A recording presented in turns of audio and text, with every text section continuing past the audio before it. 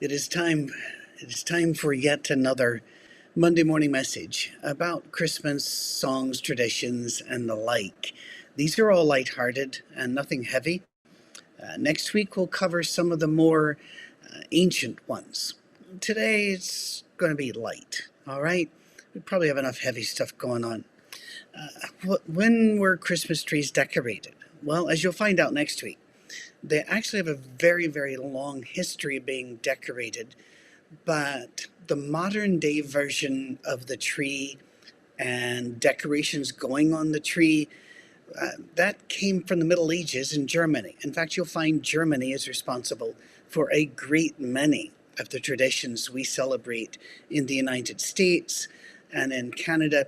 In the United States in particular, because of all of the German immigrants, and they were a vast amount of German and Swedish and Dutch immigrants came to the States. They brought these traditions with them. And since the Middle Ages, they had been decorating trees. As we'll find out next week, in a different form, trees were decorated since ancient times. America, however, they caught on in the 1880s and 1800s, early 1800s. And by 1851, there was the first Christmas tree lot in New England, which is pretty cool. What about the Christmas pickle?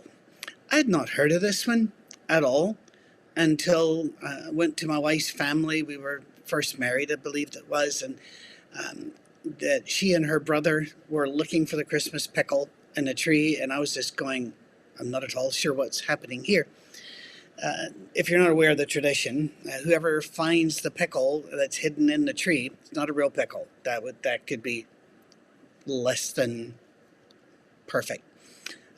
Not an optimal tree ornament. The first person to find it gets to be the one to open their gift first. All right, and so it's a big deal in many homes. It actually started in Woolworths.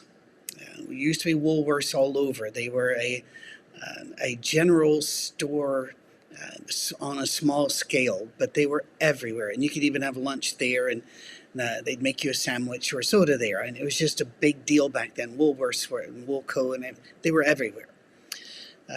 Victim of changing times. But in the 1880s, one of their salesmen ordered way too many of these decorated Christmas ornaments that were pickles.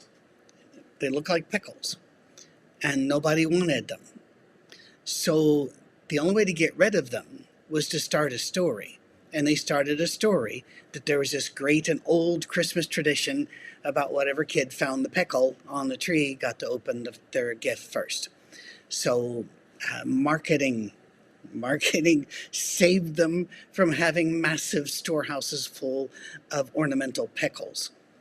Speaking of marketing, Elf on the Shelf, it's another one I certainly didn't grow up with because it started in 2005. It's not even 20 years ago that this was unleashed upon us. And some people love this to death, and some people hate it with a passion best reserved for hating invading Mongol hordes or the Huns or the Vikings. But they just can't stand it. And if you don't believe this, just follow Twitter about now. Elf on the Shelf was a book written in 2005, and people wanted to join in with the fun of the book. And to date, over 13 million of those little elves have been sold.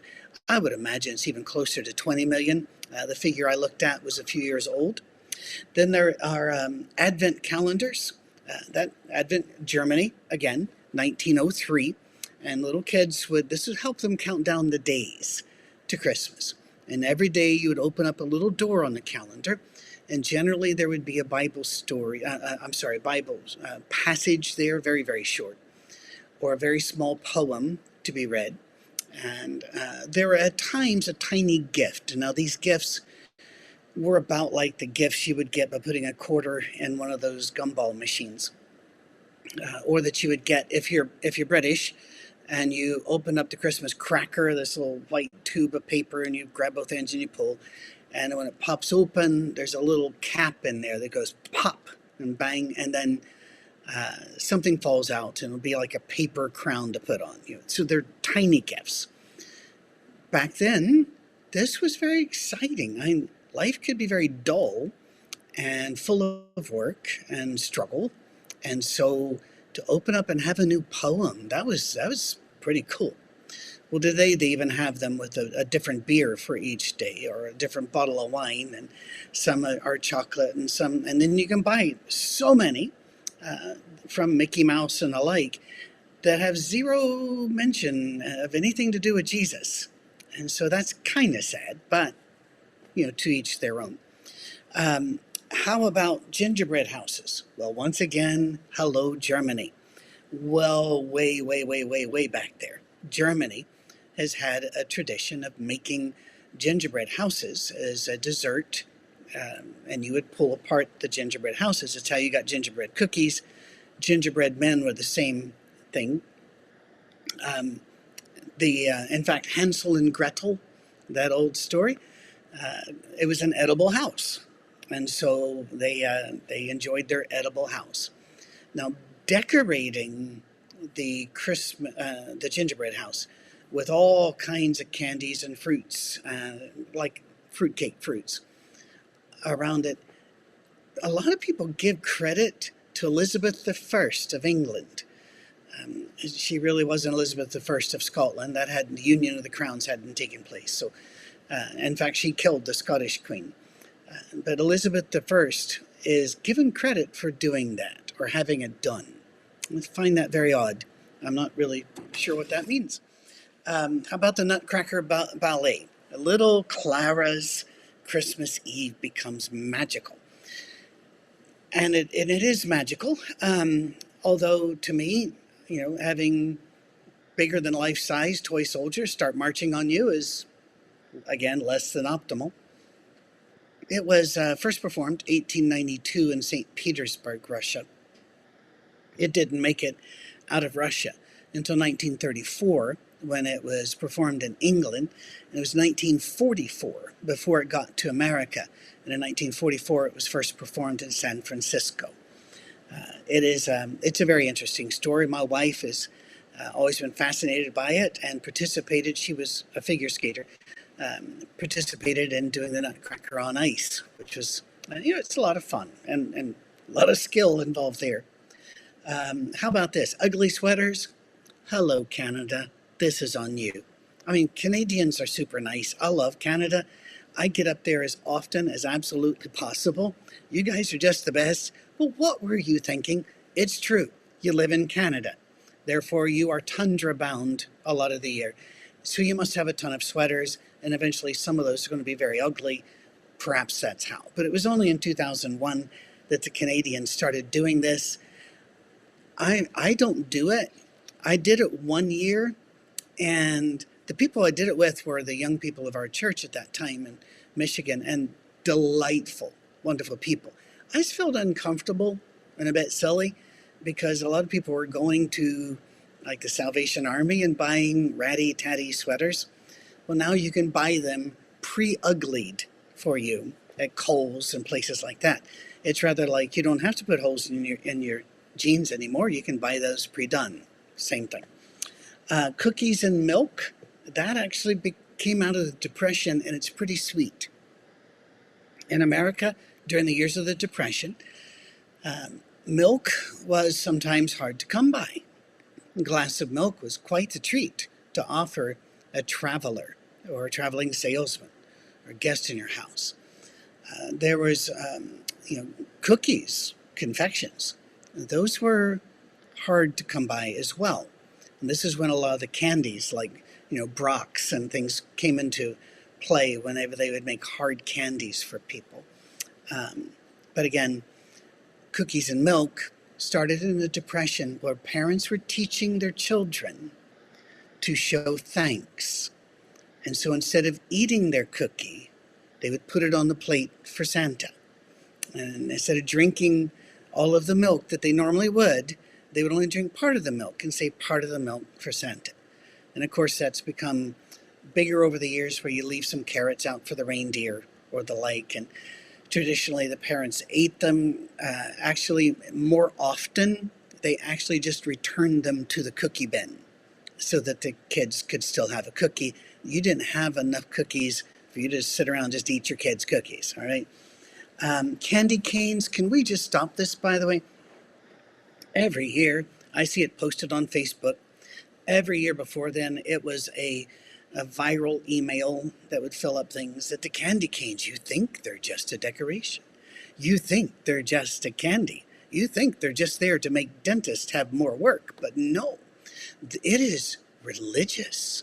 It has the story of Jesus and how it's formed. And no, it doesn't. It didn't. People made that up completely.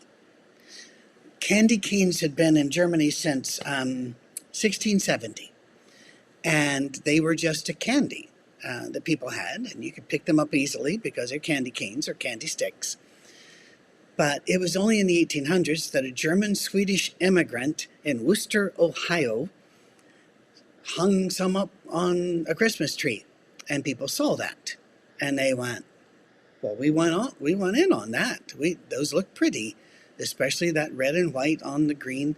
So it took off, and it is still the #1 selling candy over the Christmas holidays, a fact which makes me a little sadder than maybe it should. The night before Christmas, I'm going to end with this one. The night before Christmas is really titled A Visit from St. Nicholas. A ton of our traditional Christmas ideas and stories come from this very inventive and well-written poem by a man named Clement Moore. But he only wrote it in 1822. He wrote it on Christmas Eve as a gift for his children. Once again, getting attention from your father and mother, because work, and reading a poem and fun with words was fun. You didn't have to have super electronics. Of course, you didn't have the availability.